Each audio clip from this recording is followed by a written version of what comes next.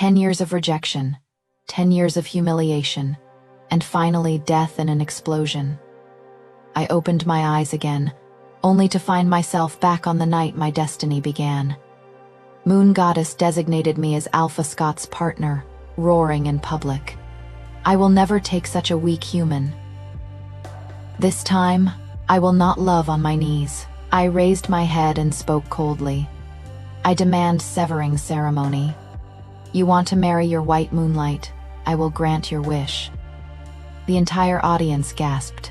For the first time, a crack appeared in Scott's eyes. And I knew this was the first step in changing my destiny. Welcome to Luna's Romance Stories. Read the entire novel in one go. Message or comment to tell me what kind of story you'd like to read. Subscribe to the channel for daily updates. Luna reminds you, the story begins now. I am Alpha Scott's fated human mate. He hated me for 10 years, yet in an explosion, he sacrificed himself to save me. Cornered by the pack and driven to suicide, I opened my eyes again to find myself back on the day the Moon Goddess designated me as Scott's mate. Human, a weak human is my mate. What kind of twisted joke is this? Scott's roar echoed across the moonlit square. I stood frozen, heart pounding like a drum. I was back, 10 years earlier, on the night of the moon viewing festival, the day my fate intertwined with Scott's. Alpha, this is the Moon Goddess's will, the elder reminded him softly. To hell with the Moon Goddess's will. Scott ripped the badge from his chest. I will never accept a clawless, worthless woman as my Luna. The werewolves around us murmured. Joanna stood not far away, a triumphant smile curling her lips. Noble and elegant, she was aristocracy, and Scott's childhood sweetheart. I took a deep breath. This time, I would not repeat the same mistakes. I request the severing ceremony. My voice rang clear and steady, stirring a commotion in the square. Scott's expression froze, his golden eyes flashing with disbelief. What? You heard me, Alpha? I met his gaze.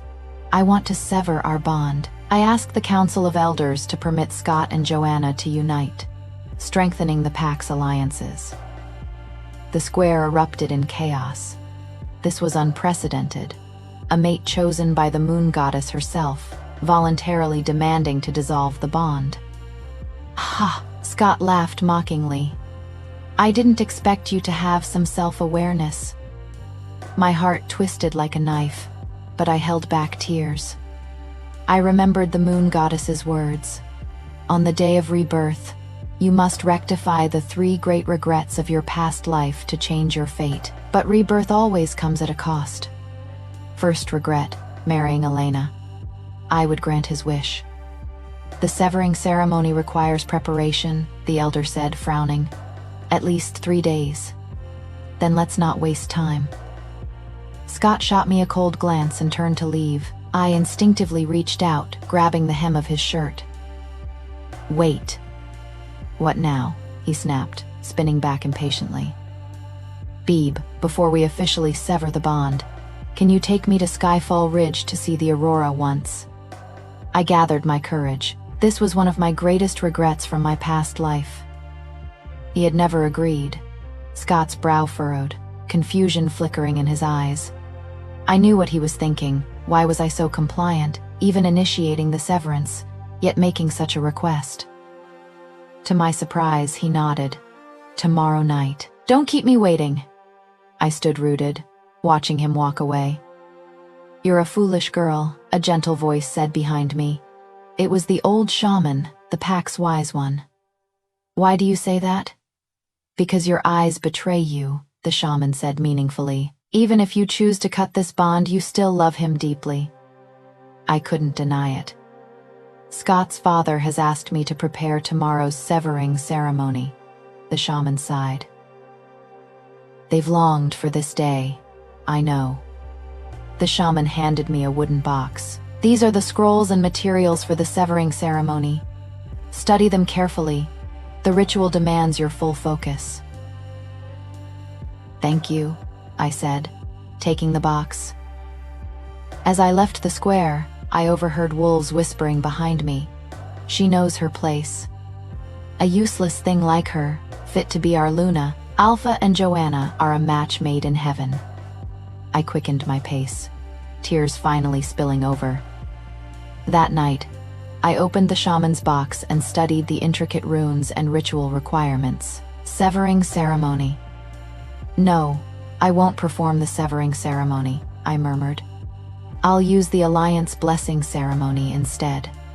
Even without me as his mate, the alliance blessing could forge a political union between Scott and Joanna's families. He could have everything he wanted, and I wouldn't need to be there. I pulled my ID and a long-distance bus ticket from the bottom of my suitcase. Prepared after my rebirth, looking at my weary reflection in the mirror, I whispered, "Tomorrow, it all ends." "Scott, save me." A scream shattered the dawn's silence. Scott and I stood at the entrance to Skyfall Ridge, about to climb together. The desperate cry made Scott tense instantly. "Joanna." He whipped around. A disheveled wolf stumbled toward us. "Melissa, Joanna's deputy." "Alpha, it's terrible. Lady Joanna is breaking down. Her wolf is completely out of control." Melissa sobbed, tears in her eyes. "She found out you chose a human mate, and her mind shattered." Scott's face changed. "Where is she?" "The family estate." Scott didn't even glance at me before turning to leave. After 3 steps, he paused, not looking back. "Wait for me." Then he vanished into the forest. I stood there, smiling bitterly, shaking my head. "Same as always, Scott. For 10 years, you always put Joanna first." Back at my temporary lodging, I took out what I'd hidden under my pillow, a fake ID and a ticket to leave Pack territory. The bus left at 8 p.m., headed to a coastal town 500 miles away. A small note slipped from beneath the ticket. "Ticket confirmed. Window seat. Safe travels, Elena." Signed by the old shaman. He knew I was leaving. He always knew everything. I took a deep breath. Time for the hardest part. The atmosphere in the Elders' Council Hall was solemn. I stood before Scott's parents, feeling their icy gazes. "You requested a private meeting. What is it?" the former Alpha asked coldly. "I'm here to say goodbye." I met his eyes. "Tonight, I leave Pack territory, forever." Scott's mother scoffed.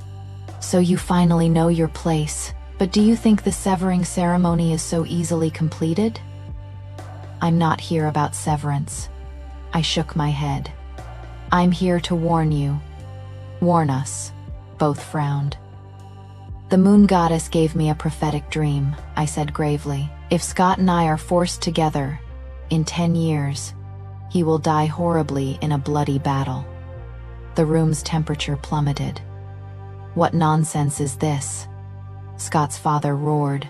"He will die to save me." My voice trembled with pain. "Bloodfang's silver bullets will explode here." I pointed to my heart. "They'll shred his insides, leaving him to die in agony." The details were so precise that Scott's father's anger gave way to shock. "I don't know if you believe in prophetic dreams, but I can't take the risk," I continued. "Let Scott be with Joanna. I've prepared the alliance blessing ceremony, not the severing.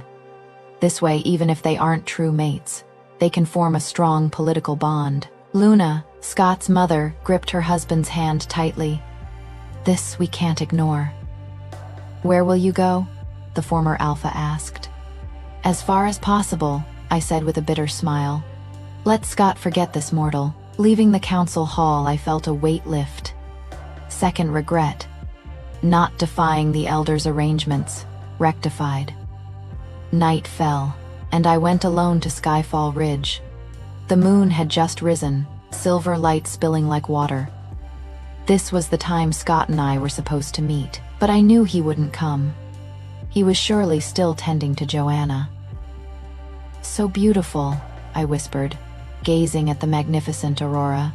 "At least in this life, I get to see it." "You betrayed me." A cold voice came from behind. I spun around. Scott stood there, eyes blazing with fury. He radiated danger under the moonlight. His eyes gleamed with beastly gold. "What did you say to the elders?" He stepped closer, demanding.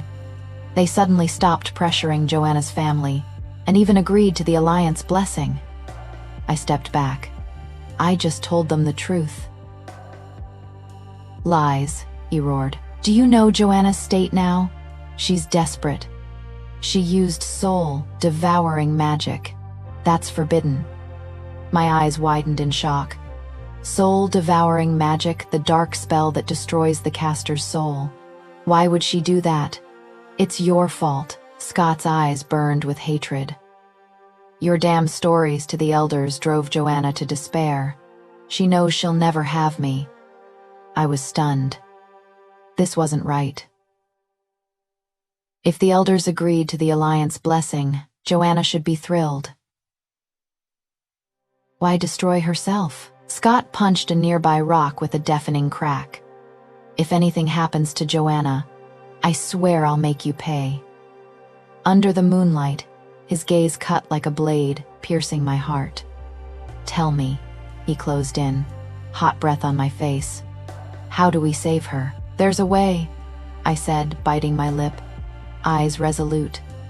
"What way?" Scott stared intently.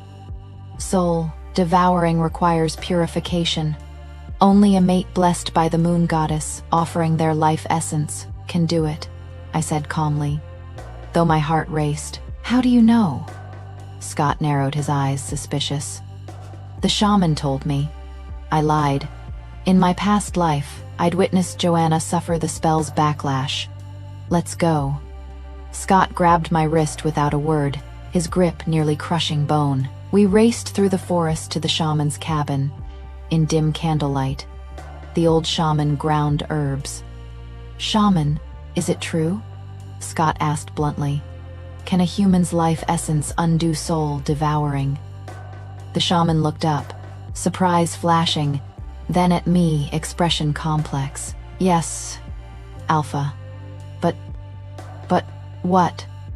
"For a human, extracting life essence is nearly fatal," the shaman sighed. "She will likely die." Scott's hand released me instantly. He turned away, shoulders tense. "Number, I'm willing." I stepped forward, voice firm. Scott whirled, shock and rage in his eyes. "Are you insane? What's this to you?" "It's what I owe Joanna." I met his gaze. "And what I owe you." He opened his mouth, seemed to speak, then closed it. His face screamed inner turmoil. "Prepare the ritual, shaman," I said, giving Scott no chance to object. The shaman sighed and rose to prepare.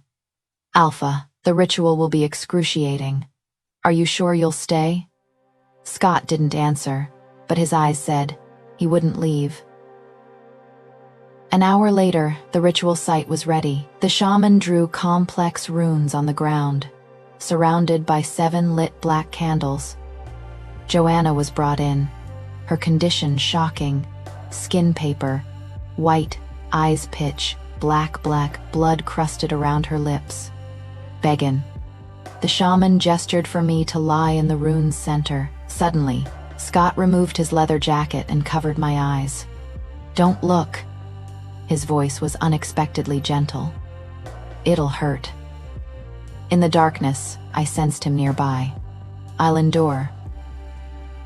"It's all up to you, no matter what." The ritual began. Pain like 1,000 blades tore through her body. I heard my screams, felt my body ripping apart from within. Blood poured from my nose, ears, eyes. In a haze, I saw golden light burst from my chest, flying to Joanna. Her agonized roars mingled with my screams. Then darkness. I woke to the beep of a heart monitor. "You're awake." I turned to see Scott by the bed, haggard, eyes bloodshot.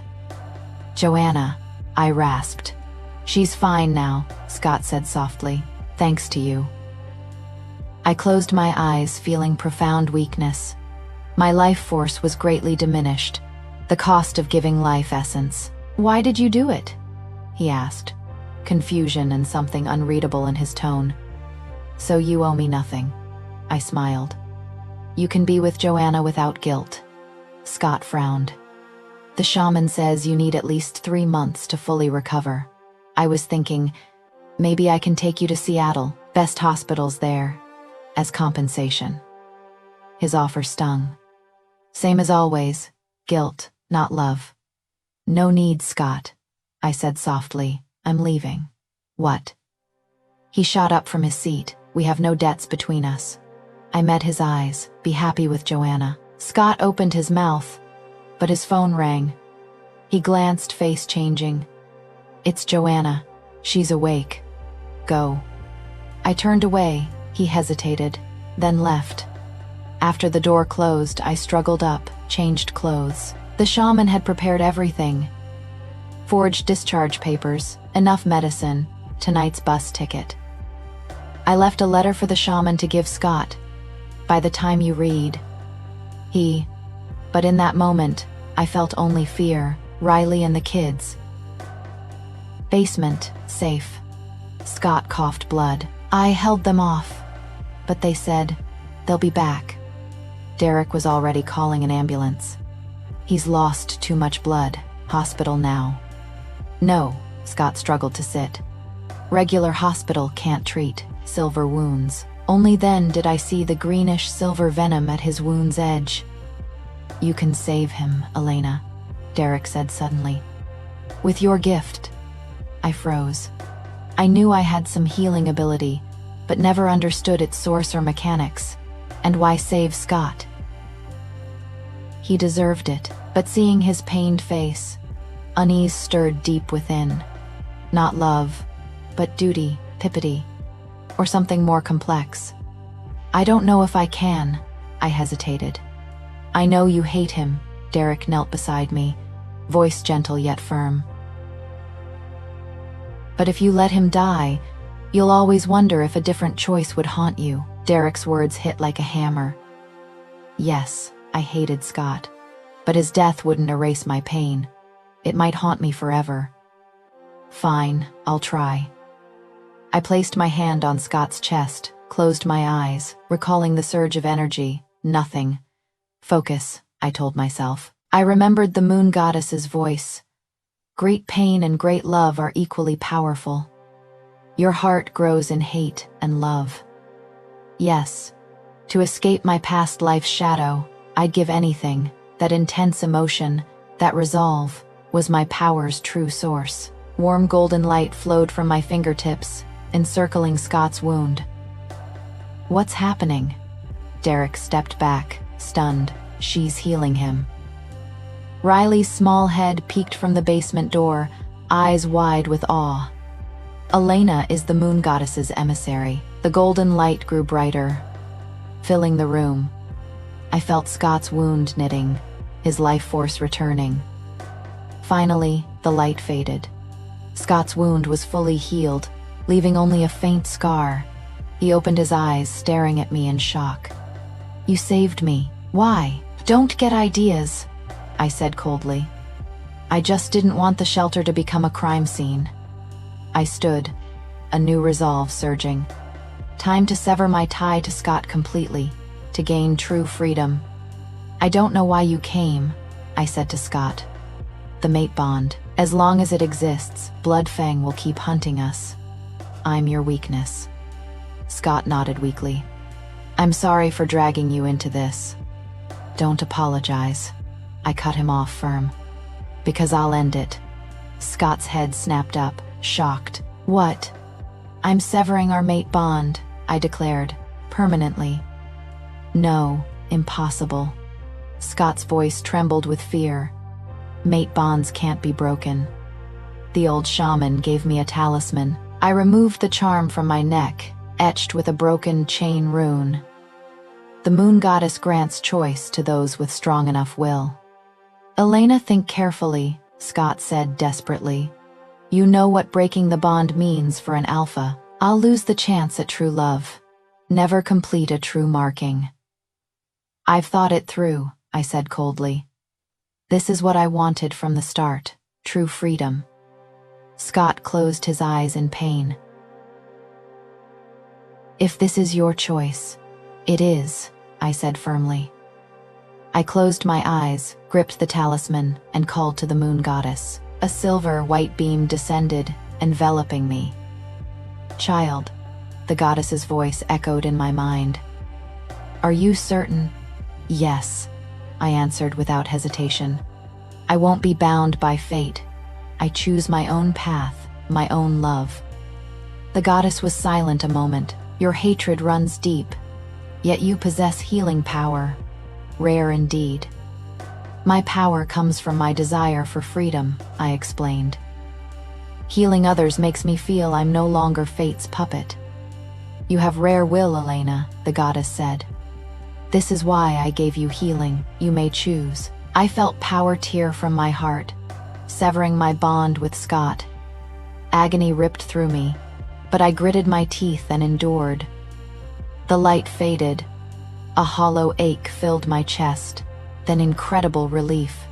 The sense of Scott's thoughts vanished. In its place, complete freedom. Scott collapsed to his knees, gasping in pain. "The bond is gone." He looked at me, stunned, eyes filled with disbelief and heart-wrenching grief. "Elena, do you really hate me that much?" "I don't hate you, Scott," I said calmly. "I just chose myself." Derek stepped to my side, silently supporting me. His presence gave me strength. Scott looked at us, finally understanding. "You chose him." "I chose happiness," I replied. "I chose someone who respects me, cherishes me." Scott closed his eyes, pain etched on his face. "I understand." He slowly stood. "I'll leave this town.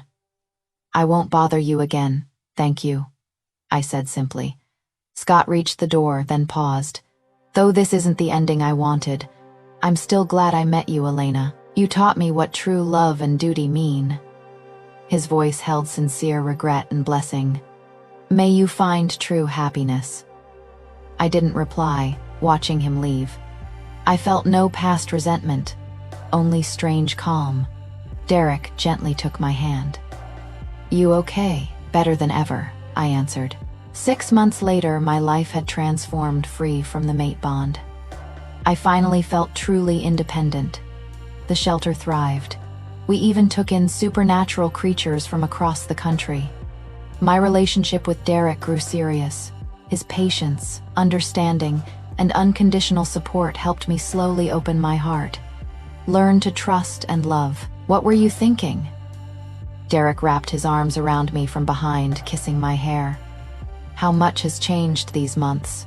I leaned into his warm embrace. "Good changes. The best," I smiled, turning to kiss him. We stood in the shelter's backyard, watching the sunset gild the sea. Riley and other young creatures played on the grass. This was the life I'd always dreamed of. "Got a letter for you," Kate approached, handing me an elegant envelope. "Looks like a formal invitation." I opened it. It was an invitation to the Black Moon Pack's new Alpha inauguration. Luke had taken Scott's place. "You going?" Derek asked. I thought a moment. "I think I will. I need to truly let go of the past." Derek nodded. "I'll go with you." 2 days later, we drove to Black Moon territory, the place I'd lived for 10 years, filled with painful memories. Now felt foreign. The inauguration was solemn yet simple. Luke was fair and respected. He'd be a great alpha. "Elena," Luke approached after the ceremony. "Thanks for coming." "Congratulations, Alpha," I said sincerely. Luke hesitated. "There's something you should know about Scott." My heart skipped. "What?" "Since leaving town, he's been making amends," Luke explained. "He started an organization protecting abused supernaturals, especially hybrids and the weak." I stared at Luke, stunned. This didn't sound like the arrogant Scott I knew. He's okay," I couldn't help asking. "Physically, yes," Luke sighed. "But losing a mate is a huge blow to an alpha. He's changed a lot." I bit my lip, emotions swirling. Not guilt, but relief and reconciliation. Scott had finally learned respect and equality, though too late. "Do you know where he is?" I asked. Luke gave me an address, a small sanctuary near the Canadian border.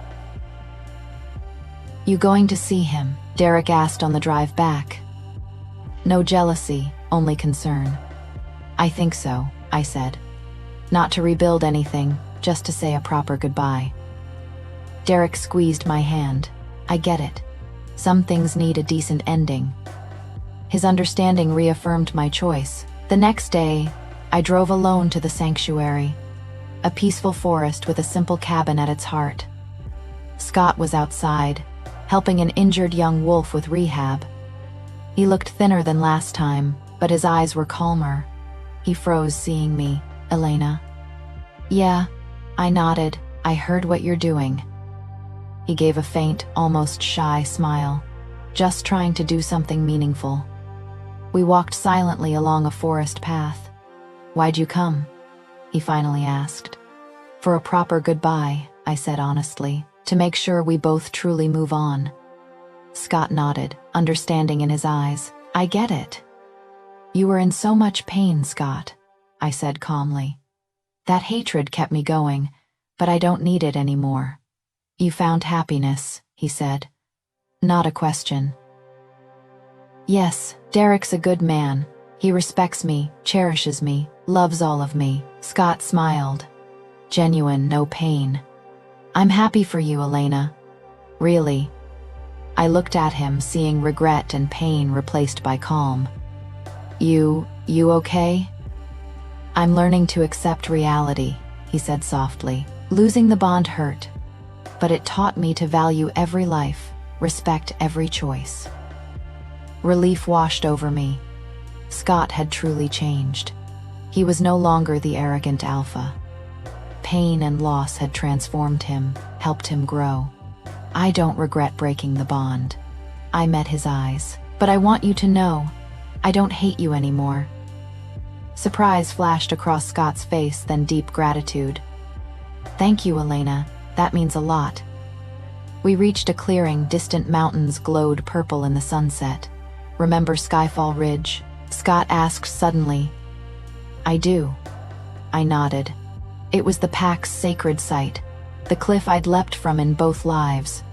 "I go there often to think," Scott said.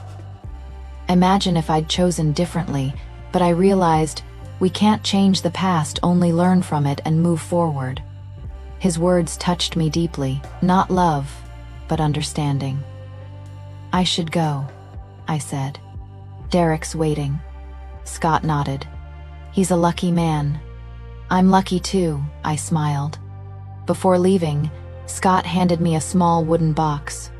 "For you, not a gift, a promise." I opened it.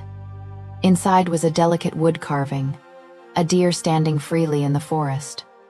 "What's it mean?" "Freedom," Scott said softly. "I promise to always respect your choices, never interfere with your life, unless you need help." I took the carving, feeling inexplicable warmth. "Thank you." Leaving the sanctuary, I felt profound peace. This meeting with Scott wasn't about forgiveness, but release. I no longer needed to hate him to define myself. I'd found my path back in town. Derek waited at the shelter's gate. "Everything okay?" he asked, concerned. "Yeah," I nodded, taking his hand. "Perfectly fine." I didn't detail my talk with Scott, but Derek seemed to understand. He held my hand tightly, eyes full of love. "Ready to start our life?" he asked, smiling. "More ready than ever," I said firmly. 2 months later, Derek proposed on the beach of our first official date. I said yes without hesitation. "You sure?" Derek asked seriously. "You know I'll never ask you to forget the past." "Of course," I smiled. "The past is past, I choose now, the future." On our wedding day, I received an anonymous letter. Just one short blessing. "May you find eternal happiness, S." I smiled, closing it, feeling only calm. Scott was a distant memory, no longer affecting my emotions or choices. Derek came to my side, gently kissing my forehead. Ready, future Mrs. Hayes, more ready than ever. I took his hand. Silver and white intertwining. This time, I chose my own path. Not a fate. Imposed mate. Not a duty. Bound relationship, but the life I truly wanted. True freedom. True choice. True love. This was what I'd always dreamed of.